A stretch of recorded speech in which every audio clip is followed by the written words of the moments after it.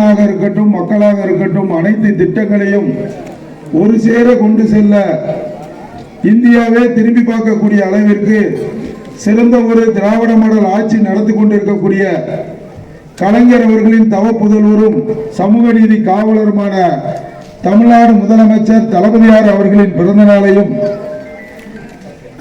திராவிட model என்று ஒரு ஆட்சிக்கு பெயர் வைத்து அந்த ஆட்சியின் மூலமாக நம்பர் 1 செயல்படுத்திக் கொண்டிருக்கக்கூடிய 4 ஆண்டுகளுக்கான சாதனை விளக்க பொதுக்கூட்டமாக இந்த கூட்டத்தின் தலைவர் மட்டுமல்ல, இங்கு சிறப்புரை ஆற்ற வருகை இருக்கக்கூடிய அது பாராளுமன்றமாக இருக்கட்டும், மக்கள் மன்றமாக இருக்கட்டும், இல்லை நீதிமன்றமாக இருக்கட்டும், வடக்கு மாவட்டம் குறிகுளம் மேற்கு ஒன்றியத்தில் புது சுற்றுலாபுரம் கிராமத்தில்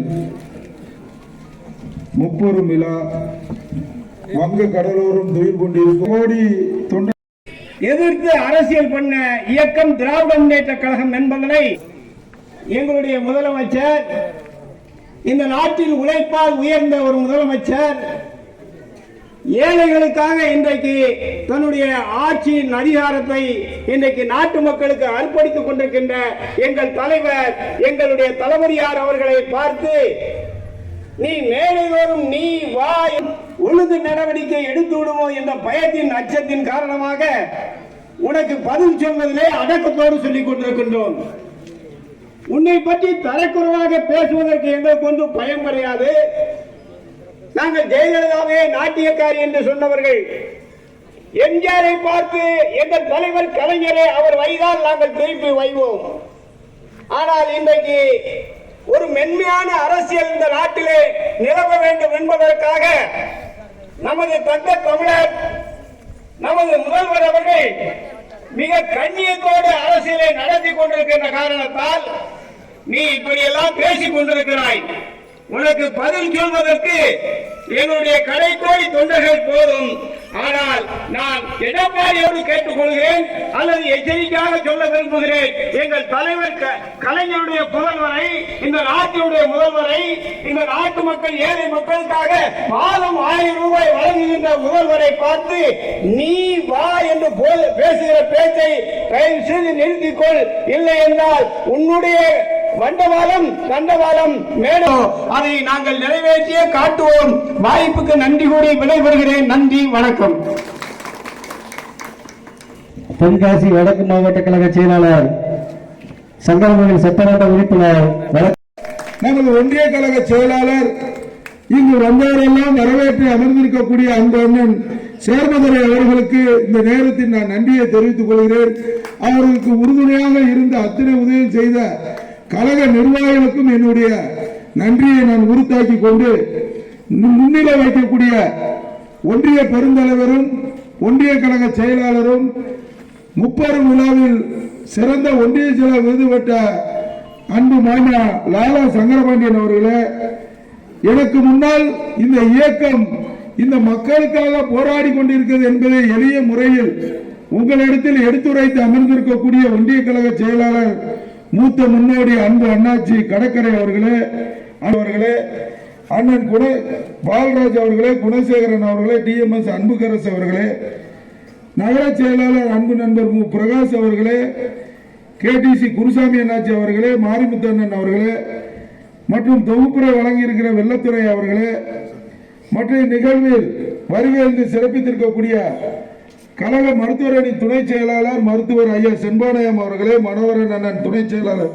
மாவட்ட துணை செயலாளர் அவர்களே, அக்கா புனிதா அவர்களே, ராஜதுரை அவர்களே, மற்றும் வருகின்றிருக்கக்கூடிய பொது பராசக்தி அவர்களே, யானையன் மாவட்ட சிறுபான்மை அணி தலைவர் அண்ணாச்சி மூத்த முன்னோடி எழிலன் அவர்களே, காளிராஜ் அவர்களே, சின்னத்துறை அவர்களே, மாவட்ட ஆதிராவிட அணி துணை அமைப்பாளர் அண்ணன் சின்னத்துறை அவர்களே, மாரிமுத்து அவர்களே, மாவட்ட விவசாய தொழிலாளர் அணி கலைச்செல்வன் அவர்களே, மாவட்ட பிரதிநிதி அண்ணன் திருப்பதி அவர்களே, ஐயாலுசாமி அவர்களே, அக்கா பொன்னுத்தாய் அவர்களே, குபேந்திரபாண்டி அவர்களே, சுப்புத்தாய் அவர்களே, பரமசிவன் அவர்களே, வீராசாமி அவர்களே, கேவி கணேசன் அவர்களே, மற்றும் வருகை இருக்கக்கூடிய குறிகுளம் மேற்கொண்டிய கழக கிளைக்கழக செயலாளர்களே, ஒன்றிய பிரதிநிதிகளே, சுப்லாபுரம் கிளைக்கழக செயலாளர் அருமை அண்ணன் அருளானந்தம் அவர்களே, இயேசுதாசன் அவர்களே, மணி என்ற சிவசுப்பிரமணியன் அவர்களே, பார்வதி அவர்களே, அருள்ஜோதி அவர்களே, கணேசன் அவர்களே, சிவசுப்பிரமணியன் அவர்களே,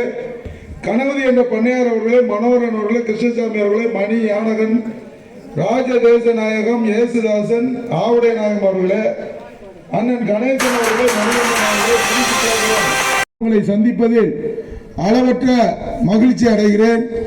ஏன்னா நம்ம சங்கரங்கோயில் சட்டமன்ற உறுப்பினராக இருக்கட்டும், இல்ல மாவட்ட கழக செயலாளராக பொறுப்பேற்ற பிறகு ஒரு பொதுக்கூட்டம் இங்கு நடத்த வேண்டும், அதுவும் எங்களுடைய வழிகாட்டியா இருக்கக்கூடிய நம்மளுடைய கழக அமைப்பு செயலாளர் ஐயா RS பாரதி அவர்களை கொண்டு நடத்த வேண்டும் என்ற எண்ணத்தை நிறைவேற்றி தந்ததற்கு முதலில் நான் ஐயாவுக்கு மீண்டும் RS பாரதி ஐயா அவர்களுக்கு நன்றியை தெரிவித்துக் கொள்கிறேன்.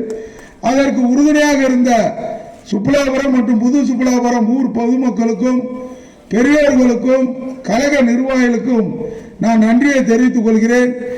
தேர்தல் வர இருக்கிற 26, அதற்கு முன்பாக தமிழ்நாடு முழுவதும் ஐயா RS பாரதி அவர்கள் இந்த சுற்றுப்பயணமாக ஒவ்வொரு தொகுதி வாரியாக கூட்டங்களை நடத்தி மாவட்டம் தோறும் நமது தலைவர் செய்த 4 ஆண்டு சாதனைகளை மக்களிடத்தில் கொண்டு சேர்க்கக்கூடிய மிகப்பெரிய பணியை செய்து கொண்டிருக்கிறார். காலத்திலும் அவருடைய சட்ட போராட்டம் மூலம் வென்று காட்டி இந்த இயக்கம் பவள விழா காணுவதற்கு உறுதுணையாக இருப்பதற்கு அந்த ஒன்றில் நமது ஐயா RS பாரதி அவர்களும் உண்டு என்பதை பெருமையோடு சொல்லிக்கொண்டு, நம்மளுடைய நெசவாளர் மக்களின் பாதுகாவலராக, நெசவாளர் மக்களின் தலைவராக, நெசவாளர் மக்களுக்கு ஒன்று என்றால் உடனடியாக அதை நிறைவேற்றி தரக்கூடிய ஒரு கட்சி இருக்கும் என்றால் அது திராவிட முன்னேற்ற கழகம். அந்த கட்சியை தோற்றுவிட்ட பெருமை காஞ்சி கண்ட நாயகன் நம்மளுடைய அண்ணா அவர்களுக்கு தான் உண்டு. அதில் எந்த ஒரு மாற்று கருத்தும் கிடையாது. இன்னைக்கு அண்ணா பெயரில் கட்சி தொடங்கிவிட்டு ஒவ்வொரு கூட்டணியை அமைக்கக்கூடிய மதவாத சக்திகளுக்கு இடையே இன்னைக்கு ஒன்றிணைந்து செல்லக்கூடிய சூழ்நிலைகள் இருந்தாலும் நம்மளுடைய திராவிட முன்னேற்ற கழகம் இந்த முதலமைச்சர் நம்மளுடைய அண்ணனாக, தம்பியாக, உங்களுக்கெல்லாம் ஒரு தகப்பனாக என்று அப்பா அப்பா என்று தமிழ்நாட்டில் இருக்கிற அத்தனை மகளிர்கள் அழைக்கக்கூடிய அளவிற்கு பெண் வளர்ச்சியில் தான் ஒரு மாநில வளர்ச்சி இருக்கிறது என்பதை நிரூபித்து காட்டக்கூடிய அளவிற்கு இன்று தமிழ்நாடு வளர்ந்திருக்கிறது. இன்னைக்கு பெண்களுக்காக அத்தனை திட்டங்கள், இன்னைக்கு தொழில் சார்ந்த திட்டங்களாக இருக்கட்டும், அதே மாதிரி மகளிர் சுய குழுல இன்னைக்கு பெண்கள் வளர்ச்சியாக இருக்கட்டும், இல்ல அவங்க தொழில் செய்ய முடியாது, எங்களை யாரும் பராமரிக்க ஆள் இல்ல, அவர்களுக்கு மகளிர் உரிமை தொகை திட்டங்களாக இருக்கட்டும், எந்த ஒரு திட்டமாக இருந்தாலும் அது பெண்களை சார்ந்த திட்டங்களாகத்தான் இன்று தலைவர் அவர்கள் பார்த்து பார்த்து செய்து கொண்டிருக்கிறார். அது குழந்தை பருவத்திலிருந்தே இன்னைக்கு காலை உணவு திட்டம் உலக நாடுகளை பாராட்டக்கூடிய அளவிற்கு அந்த திட்டம் வெற்றி கண்டிருக்கிறது. தொடர்ந்து இந்த ஆட்சி நிலைக்க வேண்டும். நமக்கான ஆட்சியை நாம் தான் உறுதி செய்ய வேண்டும். இன்னைக்கு கலைஞர் கனவுள்ள திட்டம் 2030 வரைக்கும் ஒரு ஆட்சி கண்டிப்பாக திட்டமிடுது என்றால் அவர்களுடைய நீண்ட நெடிய பார்வை இந்த மக்களுடைய வாழ்வாதாரத்தையும் வாழ்க்கையும் உயர்த்த வேண்டும் என்ற சிந்தனையோடு செயல்பட்டு கொண்டு இருக்கக்கூடிய அரசு தான் நம்மளுடைய திராவிட மாடல் அரசு. நீங்கள் புரிந்து கொள்ள வேண்டும்.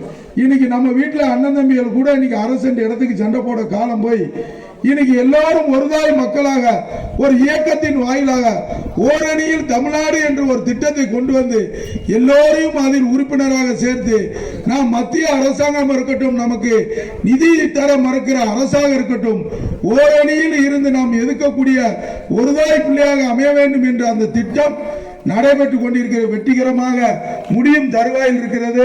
நம்மளுடைய சங்கரங்கோயில் சட்டமன்ற தொகுதியா இருக்கட்டும், வாசி சட்டமன்ற தொகுதியா இருக்கட்டும், 2 தொகுதிக்கும் பொதுவான இடம் எதுனா சுப்புலாபுரம் தான்.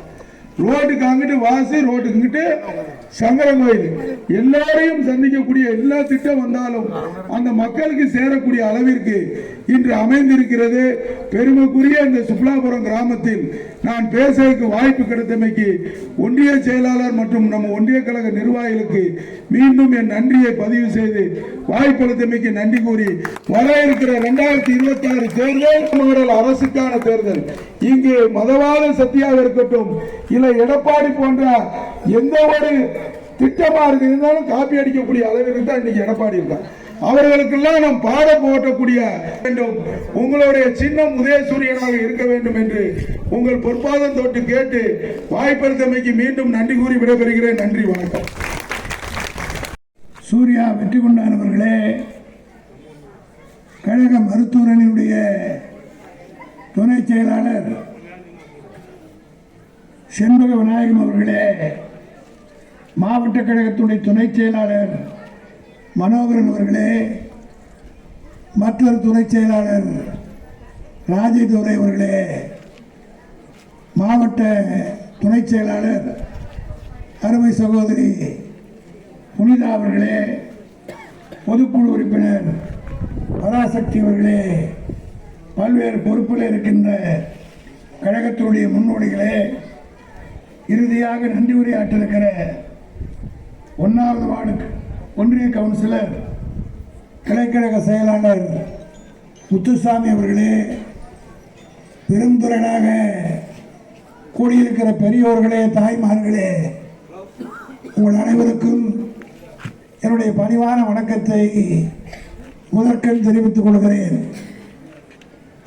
அருமை சகோதரர் ராஜா அவர்கள் இந்த பகுதியிலே எப்பொழுது கூட்டம் நடைபெற்றாலும், அவர் மாவட்டத்திற்கே செயலாளராக இருந்தாலும், என்னை மட்டும் குறிப்பாக நெசவாளர்கள் வாழ்கிற பகுதியிலே கூட்டத்திற்கு தொடர்ந்து அழைப்பதை ஒரு வாடிக்கையாக கொண்டிருக்கிறார்.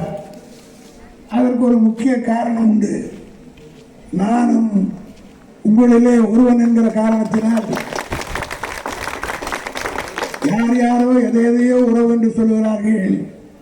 ஆனால் நாம் எல்லாம் அண்ணாவால் உருவாக்கப்பட்ட அந்த குடும்பத்தினுடைய அல்லது அங்கங்கள். இந்த இயக்கத்தினுடைய வரலாறை எண்ணி பார்ப்போமையானால், இங்கே ராஜா குறிப்பிட்டார், கடற்கரையும் குறிப்பிட்டார், சூர்யாவும் குறிப்பிட்டார். இந்த கிராமத்தில் இவ்வளவு பெரிய கூட்டம் இவ்வளவு கட்டுப்பாடோடு நடக்கிறது என்று சொன்னால், அதனுடைய வரலாறை அவர்களுக்கெல்லாம் நான் நினைவுபடுத்த விரும்புகிறேன். 1949 திராவிட முன்னேற்ற கழகத்தை அண்ணா அவர்கள் துவக்கிய நேரத்தில் இந்த இயக்கத்தினுடைய கருப்பு சிவப்பு கொடியை அண்ணா அவர்கள் அறிவித்தவுடன் முதலிலே கழகத்தினுடைய கொடியை ஏற்றியவர்கள் நெசவாளர்கள் என்பதை திராவிட முன்னேற்ற கழகத்தினுடைய வரலாறை படித்தவர்களுக்கு தெரியும். இன்னும் சொல்ல போனால், அண்ணாவே அரசியலுக்கு வந்தது ஒரு நெசவாளனுடைய மாநாட்டிலே உரையாற்றி அதன் வாயிலாகத்தான் அரசியலுக்கே வந்தார். ஆக அன்று தொட்டு இந்த மக்கள் உதயசூரியனை தவிர வேறு எந்த சின்னத்திற்கு வாக்களித்து பழக்கப்படாதவர்கள். ஏதோ உங்களை பாராட்ட வேண்டும் என்பதற்காக நான் சொல்லவில்லை. வெளிப்படையாகவே சொல்ல வேண்டுமானால், திராவிட முன்னேற்ற கழகம் ஆரம்பத்திலே துவக்கப்பட்ட போது நெசவாளர் பகுதியிலே தான் அண்ணாவும் நாவலரும் பேராசிரியர் என் போன்றவர்கள் எல்லாம் கொடிகளை ஏற்றுவதற்கு அனுமதிக்கப்பட்டார்கள். அதோடு மட்டுமல்ல, திமுக வரலாற்றிலேயே இன்றைய தலைமுறைக்கு தினம் தெரியணும், 49க்கு பிறகு 50 ஒரு கூட்டத்தை கலைப்பதற்கு துப்பாக்கி சூடே நடத்தினார்கள். 1950ஆம் ஆண்டு அந்த கூட்டம் எதற்கு என்று சொன்னால், எந்த பகுதி என்றால், முழுக்க நெசவாளர் வாழ்கிற குன்றத்தூர் பகுதியிலே எண்ணி நடராஜன் கூட்டம் போடுவதற்கு கூட்டத்திற்கு போகிறார். அங்கே இந்த ஊரே நின்று அவரை வரவேற்பதற்கு ஏற்பாடு செய்திருக்கிறது. அன்றைக்கு இருந்த காங்கிரஸ் அரசு அதை தாங்கிக் கொள்ள முடியாமல் அப்பொழுது அந்த கூட்டத்திற்கு தடை விதித்தார்கள். அந்த தடையை மீறி எண்ணி நடராஜன் கூட்டத்திற்கு போன போது அங்கே போலீஸ் துப்பாக்கி சூடு நடந்து அதில் தன்னுடைய மாரை காட்டி உயிரிழந்தவன் ஒரு நெசவாள தோழன் என்பதை இந்த நேரத்தில் நான் பெருமையோடு சொல்லிக் கொள்ள விரும்புகிறேன். இந்த இயக்கத்தை எங்கெல்லாம் எங்கள் பகுதியிலே பேட்டை என்று சொல்வார்கள், அந்த பேட்டை இருக்கிற பகுதியெல்லாம் திராவிட முன்னேற்ற கழகம் இன்றைக்கு வருவோடு இருக்கிறது. அண்மையிலே கூட ஈரோட்டில் இடைத்தேர்தல் நடந்தது. ஈரோடு என்று சொன்னவுடன் எடப்பாடி கட்சி கட்டி கொண்டு இறங்கினார். காரணம், அது அவருடைய மண்டலம் என்று கருதி கொண்டார்கள். ஆனால் அந்த மண்டலத்திலும் தேர்தல் முடிவை நிர்ணயிக்கக்கூடியவர்கள் நெசவாளர்களுடைய கையில் தான் இருக்கிறது என்பதை எடப்பாடிக்கு உணர்த்துகிற வகையில் அப்படி சந்திரகுமார் என்கிற தோழர், நம்முடைய தோழர் நெசவாள குடும்பத்தில் பிறந்தவரை தளபதி அறிவித்தார். இடைத்தேர்தலில் ஏறத்தாழ 70,000 வாக்கு வித்தியாசத்திலே வெற்றி பெற்று காட்டியிருக்கிறோம். அது மட்டுமல்ல, ஒரு காலத்தில் கோவை மாவட்டத்தினுடைய மாவட்ட செயலாளராக இன்றைக்கு பேசுகிறார்களே கொங்கு மண்டலம், இந்த கொங்கு மண்டலத்தினுடைய மாவட்ட செயலாளராக இருந்தவர் எஸ்.ஏ. ராஜமாணிக்கம். அதற்கு பின்னாலே பி.ஏ. சாமிநாதன். அந்த சாமிநாதன் தான் அன்றைக்கு இருந்த சி. சுப்பிரமணியத்தையே தோற்கடித்தவர். மானமரமாக ஆகி இந்த ஊரிலும் கழகம் இவ்வளவு வலுவோடு இருக்கிறார்கள். அது மட்டும் இல்லை, மாநாட்டுகளுக்கு அதிகமாக வரக்கூடியவர்களே நெசவாள பெண்கள் தான். பழைய மாநாடெல்லாம் இன்றைக்கு இருக்கக்கூடிய இந்த தலைமுறைக்கு தெரியாது. காரணம், இவங்களாம் இப்போ பிறந்தோம். நாங்கள்லாம் ஒரு 80 வயசு இந்த கட்சியில் ஏறத்தாழ 63 வருஷமாக இருக்கிறேன். அப்போல்லாம் மாநாட்டில் நடந்தால், மாநாட்டில் இப்போ இருக்கிற ராஜா அவர்கள் பெரிய 3 ஸ்டார் ஹோட்டல் எங்களுக்கு போட்டு கொடுக்குறாரு. ஆனால் நாங்கள்லாம் இப்போ மாநாட்டுக்கு வரும்போது பந்தலில் தான் படுப்போம். நெசவாளர் பெண்கள் கை குழந்தையோடு வருவார்கள். மாநாட்டு பந்தலிலே தொட்டிலை தங்க வைத்து கட்டிட்டு தொட்டில குழந்தை போடுவாங்க. அப்படி வளர்ந்த கட்சி பாயுது. அப்படி உருவாக்கப்பட்ட கட்சி தான். நாங்கள் வளர்த்து கட்சியை இப்போ முதல்ல கொடுத்துட்டோம். அவ்வளோதான். வளர்த்தது நாங்கள், பெற்றது நாங்கள். ஆனால் உங்களுன்னு சொன்ன நான் குறிப்பிட்டு யாரையும் சொல்லலை. இன்றைக்கு இந்த சமுதாயம் வளர்ந்து 75 ஆண்டு காலம் ஒரே கொடி, ஒரே சின்னம் என்று உறுதியாக நிற்கிறது என்று சொன்னால் அதற்கு அடித்தளம் அமைத்தவர்கள் தான் இன்றைக்கு இருக்கக்கூடிய பல பேர். இருந்தாலும் அதான் நான் சொல்கிறேன், அண்ணா பேசின பேச்சும் மற்றவர்கள் எல்லாம் பகுத்தறிவு பரவி நாம் எல்லாம் அரசியல்வாதிகளாக இருக்கிறோம், பதவிக்கு வந்திருக்கிறோம். இந்த இயக்கத்தை பார்த்து இங்கே கடற்கரை பேசுகிற போது ரொம்ப கோபமாக பேசினார். ஐசானால் இன்னும் கோபம் போல. காரணம், ஒரே இடத்துல உறுதியாக நிற்கிறார். அதனால அந்த கோபம் தானாக வரும். இடையில் வந்துட்டு கையெழுத்து போட்டு போடுற கம்பெனிலாம் சிலது இருக்கும். அதெல்லாம் அவங்களுக்கெல்லாம் அது ரொம்ப வராது. அது தட் இஸ் ஆல் ஆர்டிஃபிஷியல். ஆனால் உள்ளத்திலே இருந்து வருவது என்பது இந்த கட்சியை காப்பாற்றி வளர்த்தவர்கள், அவருடைய பேரன் மாறி பிள்ளை மாதிரிலாம் இன்னும் இருக்கிறாங்க. நான் கூட இங்கே வருகிற போது அவங்க தாத்தா தான் என் கூட கட்சியில் இருக்காங்க. வர்ற போது எனக்கு என்ன பெரிய தமிழ்நாடு பூரா எனக்கு இருக்கிற ஒரு மகிழ்ச்சி என்னென்னா, ஒரு இடத்துல போய் தங்கன்னா காலையிலேருந்து சாயந்தரம் வரலாம் எங்கள் தாத்தா உங்களோட இந்த கூட்டத்தில் பேசியிருக்காரு, படத்தை காட்டுவான். எங்கள் அப்பா திருமணத்துக்கு நீங்கள் வந்திருக்கிறீங்கன்னு சொல்லுவான். இதையெல்லாம் பார்க்குற போது எம்எல்ஏ பதவி, எம்பி பதவி, என் முதலமைச்சர் பதவி விட பாரம்பரியமாக திமுகவில் இருக்கிறோன்னு சொல்கிறோம். பார்த்துதான் இது ஒவ்வொரு தொண்டனுக்கும் உருவாக்கி கொடுத்தது கலைஞர். அந்த கலைஞரை யார் யாரோ அழிக்க பார்த்தார்கள். 50 ஆண்டு காலம் அவர் பட்ட கஷ்டம், எத்தனையோ எதிர்ப்புகள், யார் யாரோ எதையோ செய்து பார்த்தார்கள். இன்றைக்கு நம்மோட மேடையில் உட்கார்ந்துருக்கிறோம்னா நம்மளை அழிக்க நினைத்தவன் தான் ஒரு காலத்தில். அவர்கள் அத்தனையும் மீறி தனியாக ஒரே ஒரு பேராசிரியருடைய உதவியோடு இந்த இயக்கத்தை காப்பாற்றியவர் கலைஞர் என்பதை எண்ணுகிற நேரத்தில் இவ்வளவு பேர் செய்திருக்கிறோம், பெண்களுக்கு செஞ்சிருக்கோம். இதற்கெல்லாம் அடித்தளம் என்ன காரணம்? இந்த உணர்வு தளபதி மு.க. ஸ்டாலினுக்கு ஏற்படுவதற்கு என்ன காரணம்? இதற்கெல்லாம் வித்திட்டவர் நம்முடைய ஒப்பற்ற தலைவர் கலைஞர் அவர்கள். நேரம் இல்லாத காரணத்தால் ஒரு 2-3 சம்பவங்களை மட்டும் நான் சொல்றேன். நான் கலைஞரோடு மிக நெருக்கமாக இருந்தவன் என்பதை கடற்கரை அவர் சொன்னார்கள். எமர்ஜென்சி நேரத்தில் விசாவிலே நாங்கள் எல்லாம் கைது செய்யப்பட்டு சிறையில் இருந்தோம். நான் சிறையை விட்டு வெளியே வந்தவுடன் கலைஞர் அவர்கள் அவர்களை சந்திக்க நான் சென்றபோது ஒவ்வொருத்தரையும் கைது பண்ணிட்டு இருக்காங்க. எல்லாம் நீங்கள் படிச்சிருப்பீங்க. கலைஞர் கூட யார் இருந்தாலும் கைது செய்யப்பட்டார். முதல்ல போடி சுருளிவேலு கைது செய்யப்பட்டார். அடுத்து டிஆர் பாலு கைது செய்யப்பட்டார். கைது செய்யப்படுவதற்கு 2 நாளுக்கு முன்பாக நான் ஜெயிலிருந்து வரேன். நான் போய் கலைஞரை பார்த்து விட்டு வாழ்த்து பெறுவதற்காக சென்றபோது என்னை பார்த்து கலைஞர் சொன்னார், இன்னும் 2 நாளில் பாலு போயிடுவாயா, நீ தான் கூட வரணுன்றார். எப்படி இருக்கும்? அன்றைக்கி தான் ஜெயிலை விட்டு வெளியில் வர திருப்பி வழி அனுப்புவதற்கு கூப்பிடுறாரு. காரணம் என்னென்னா அவர் கூட இருக்கிறவங்களாம் பிடிக்கிறாங்க. அப்படி தெரிந்திருந்தும் அவர் குறிப்பிட்டதை போலவே பாலு ஒரு 3 நாளில் கைது செய்யப்பட்டு விட்டார். அன்று கலைஞருடைய காரிலே ஏறி பயணித்தவன், எமர்ஜென்சி காலம் வரை கூடவே இருந்தவன் திராவிட முன்னேற்ற கழகத்தில் நான் ஒருவன் தான் என்பதை பெருமையோடு நான் தெரிவித்துக் கொள்கிறேன். அதுவும் இந்த தென்காசிக்கு ஒரு வரலாறு உண்டு.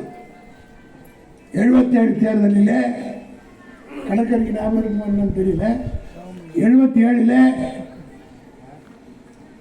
சட்டம் எம்ஜிஆர் பாராளுமன்ற தேர்தலில் நம்ம தோத்துட்டோம். ஒரே ஒரு இடம்தான் வெற்றி பெற்றோம்.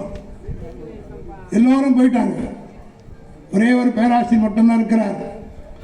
கூட இருந்த கூட்டணி கட்சியும் போயிடுச்சு. எல்லோரும் போய்விட்ட நேரத்தில் திமுக தன்னும் தனியாக நிற்பதற்கு தலைவர் கலைஞர் முடிவெடுத்து சென்னையில இருந்து நானும் கலைஞர் ட்ரெயினில் வந்து இந்த தென்காசியில் இருந்து தான் 1977 தேர்தல் பிரச்சாரத்தை துவக்கணும். கதிரவன் இருந்தார். ரயில்வே நிலையத்தில் வந்து எங்களை வரவேற்றார். நெல்லையிலிருந்து அப்போ ஒருங்கிணைந்த நெல்லை மாவட்டமாக இது இருந்தது. ஆமாம், ஈரா கிருஷ்ணன், தூத்துக்குடி கிருஷ்ணன், நம்முடைய ஏஎல்எஸ் வந்து இப்படியா அப்படியா தெரியாமல் இருந்தார். அந்த நேரம் ராவலர் கூட போயிட்டார்ன்ற மாதிரி ஒரு வதந்தி இருந்தது. ஆனால் அவர் நேரடியாக தென்காசியில் ரயில்வே ஸ்டேஷனில் வந்து கைத்தறி ஆடை கொடுத்தவுடன் அப்போது தான் தலைவர் என்னிடத்துல சொன்னார், ஏஎல்எஸ் நம்ம கூட தான் இருக்கிறான் அப்படின்னு சொன்னார். காரணம் என்னென்னா, ஊருக்காக போனால் யார் இருக்கிறாங்க யார் போகிறாங்க அப்படி ஒரு நிலைமை 77 ஏற்பட்டது. அதெல்லாம் கூட இருந்து நாங்கள்லாம் பார்த்தோம். ஆக இங்கே இருந்து புறப்பட்டு நெல்லைக்கு சென்று அப்பொழுது நம்பி அவர்கள் வேட்பாளராக நிறுத்தி வைக்கப்பட்டார். அவருக்கு பிரச்சாரம் செய்துவிட்டு தென்காசியிலே காரில் ஏறி புறப்பட்ட தேர்தல் பயணம் சென்னை வரை 30 நாட்கள் இரவு பகல் பூராவும் கலைஞரோடவே தேர்தல் பிரச்சாரத்தில் நான் ஈடுபட்டதெல்லாம் நண்பர்களுக்கு தெரியும். அப்படிப்பட்ட நேரத்திலே தான் எமர்ஜென்சி நேரத்தில் எடப்பாடியை பற்றி சொன்னாங்க. எடப்பாடி ஊழலை பற்றி பேசுகிறார். ஒன்று தெரிஞ்சுக்கணும், திராவிட முன்னேற்ற கழகத்தினுடைய ஆட்சி மீது 1969 கலைஞர் முதலமைச்சராக இருந்தார். இப்படித்தான் எம்ஜிஆர் பொய் சொன்னார், ஊழல் ஊழல்னு குற்றம் சாட்டினார். ஆனால் அந்த பெண்கள் எல்லாம் அப்போ இருந்த சமுதாயத்து மக்கள் அவர் சொல்லி நம்பி ஓட்டு போட்டு அவரை முதலமைச்சராக்கினாங்க. மொத்த ஊழலை செஞ்ச ஆள் அவர்தான் என்பதை பின்னாலே நிரூபிக்கப்பட்டு விட்டது. நான் கேட்க விரும்புகிறேன், என் தலைவர் கலைஞர் மீது ஊழல் ஊழல் என்று சொன்னானே, எவனாவது ஒரு வழக்காவது அவர் மீது போட்டு ஒரு குற்றச்சாட்டியாவது நிரூபிக்க முடியுதா? 5 முறை ஆட்சியில் இருந்தார். முந்தினம் பேசுகிறான் ஊழல் கட்சி திமுக. யாரா ஊழல் கட்சி? திராவிட முன்னேற்ற கழகத்துடைய தலைவர் கலைஞர் மீதோ அல்லது எங்களுடைய இன்றைய தலைவர் தளபதி மீதோ எவனாவது ஒரு வழக்கு போட முடியுதா? ஒரே ஒரு ஊழல் வழக்கு போட முடியுதா? போது 4 வருஷம் தண்டனை வாங்கி 100 கோடி ரூபாய் அபராதம் வாங்கிய ஒரே முதலமைச்சர் உன் தலைவர் ஜெயலலிதா தான். உயிரோடு இருந்தால் ஜெயிலுக்கு போயிருக்கோம். செத்துட்டதுனால குழைச்சிது. அதுக்கு முதல்ல கை வச்சதே நான் தான், அதாவது வழக்கு போட்டது நான் தான். முதல் வழக்கு நான் தான் போட்டேன். அதற்காக என்னை கொலை செய்வதற்காக முயற்சி செய்தார்கள். என்னை தாக்க வந்தவன் சண்முக சுந்தரம் எனக்கு வாதாடிய வக்கீலை வெட்டிட்டு 32 இடத்துல வெட்டினாங்க. நல்ல வேலையா என்கிட்ட இருந்த ஒரு தீய பழக்கத்தால் அன்றைக்கி நான் தப்பிச்சேன். அதில் ஒன்றும் தப்பு இல்லை. எனக்கு 80 வயசாகுது. இப்போ என்னை விட எல்லாம் இந்த கூட்டத்தில் கூட சின்னவங்க தான் இருக்குங்க. அப்போ நான் சிகரெட் குடிக்கிறது இல்லை. இந்த வழக்கை நாங்கள் தயார் பண்ணிகிட்டு இருக்க போது ஜெயலலிதா என்னை வெட்டுவதற்காகவும் சண்முக சுந்தரத்தை வெட்டுவதற்காகவும் ஒரு கூட்டத்தை அனுப்புது. நான் சிகரெட்டை குடிக்கல, தண்ணி டீ ஒரு 3 டூ குடிச்சிட்டேன் சண்முக சுந்தரத்தோடு. அவரை நம்ம ஆளலாம். அவரோட நான் அவர் வீட்டை விட்டு நான் படிக்கட்டுலேருந்து இறங்கி வரேன். என்னை வெட்டணும்னு நினைக்கிறவன் நேராக மேலே போகிறான். அவனுக்கு தெரியல. எப்பவுமே இந்த கிரிமினல் ஏதாவது வக்கீலாக இருந்தவங்களுக்குலாம் தெரியும். ஒரு கிரிமினல் வரான்னா அவனுடைய அசைன்மெண்ட் என்னவோ அதை தான் அவனுக்கு வந்து தெரியும். சைக்கிள் திருடுறவனுக்கு 100 ரூபாய் பக்கத்தில் போடுங்க எடுக்க மாட்டான். சைக்கிளை மட்டும்தான் திருடுவான். அதுக்கு பேர் தான் மோடஸ் ஆபரண்டின்னு சொல்லுவாங்க. வக்கீல் ஆகிற கோர்ட்டு போயிருக்க நீ கேஸ் நிறைய நடத்திருக்கியா? 10 வருஷம். இந்த 10 வருஷத்துல ராஜா இந்த மாதிரி கிரிமினல் நிறைய பேர் பார்த்துருப்பாரு. ஆக பணத்தை கொடுக்கணும்னு அதாவது ஒரு அசைன்மெண்ட் கொடுத்துட்டா அதுதான் மோடஸ் ஆபரண்டின்னு சொல்லுவாங்க. அவன் அந்த எண்ணத்தோடு தான் போவான். என்னதான் வெட்ட வரான். நல்ல வேலையாக அன்னைக்கு பார்த்து நான் பேண்ட் போட்டிருந்தேன். வேட்டி கட்டின்னு எங்கள் கதை அன்னைக்கு முடிஞ்சு போயிருக்கோம். இவன் நேராக உள்ளே போகிறான். நான் கீழே சிகரெட்டை பற்ற வச்சுட்டு நேராக தலைவர் ரூமுக்கு போகிறேன். சண்முகத்தை செய்வேன். எல்லாம் நடந்தது இந்த ஆட்சியில். மறந்துட்டாங்க.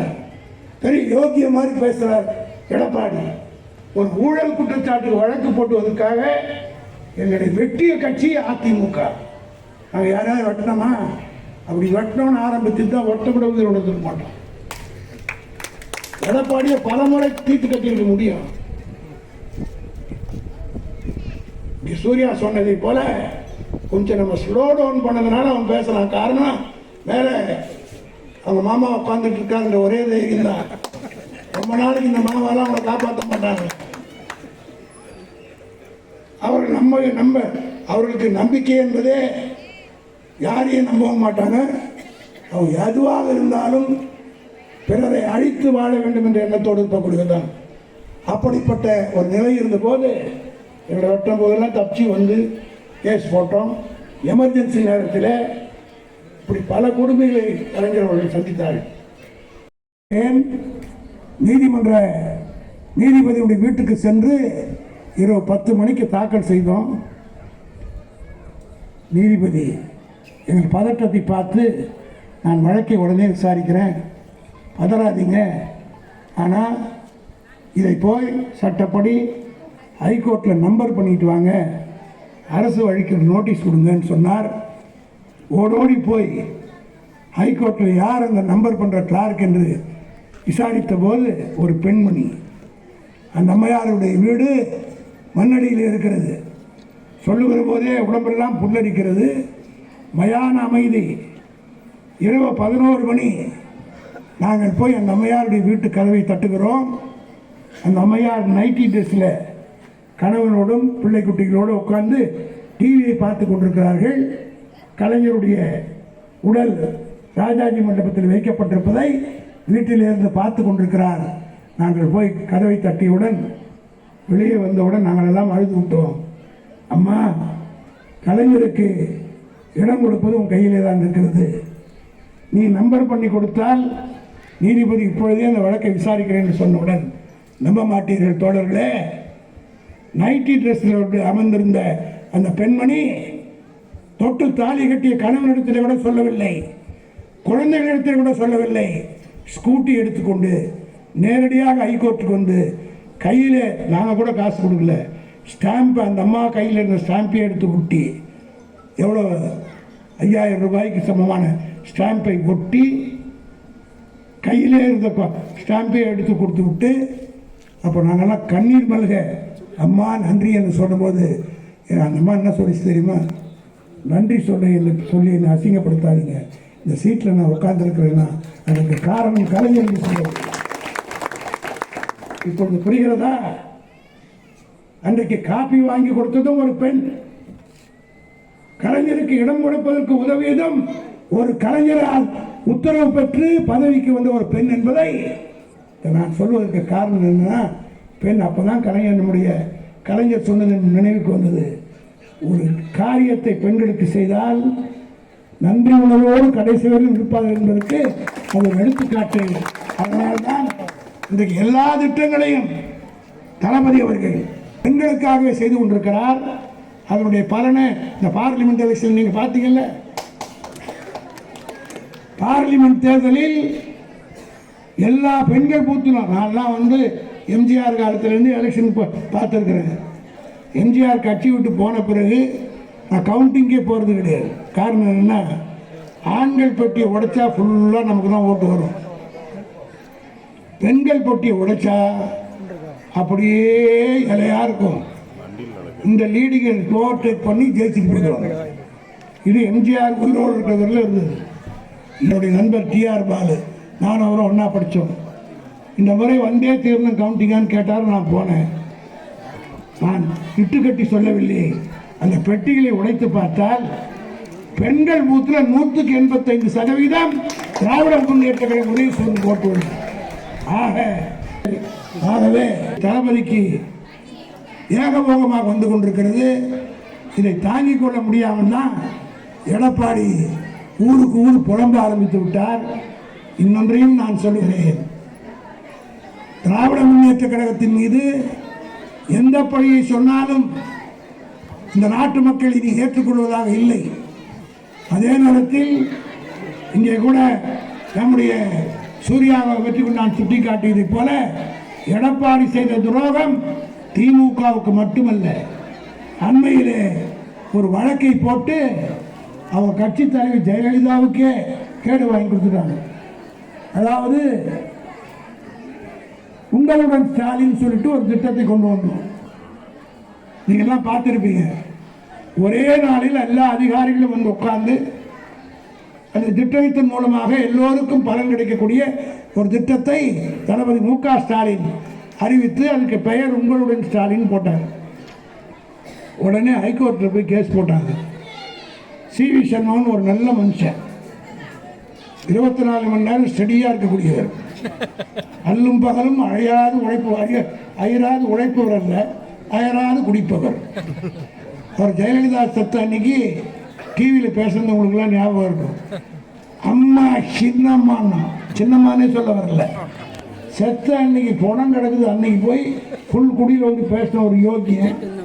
அவன் எடப்பாடியின் சார்பிலே ஹைகோர்ட்டில் ஒரு வழக்கு போட்டார்கள்.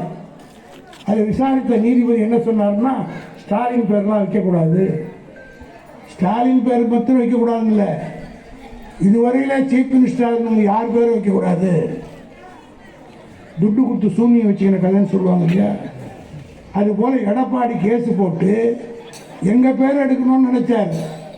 அந்த நீதிபதி என்ன பண்ணாருன்னா, ஜெயலலிதா பேரையும் எடுத்துடணும், எம்ஜிஆர் பேரையும் எடுத்துடணும், கலைஞர் பேரையும் எடுத்துடணும், அண்ணா பேரையும் எடுத்துடணும், பெரியார் பேரையும் எடுத்துடணும், அம்பேத்கர் பேர் எடுத்துடணும்.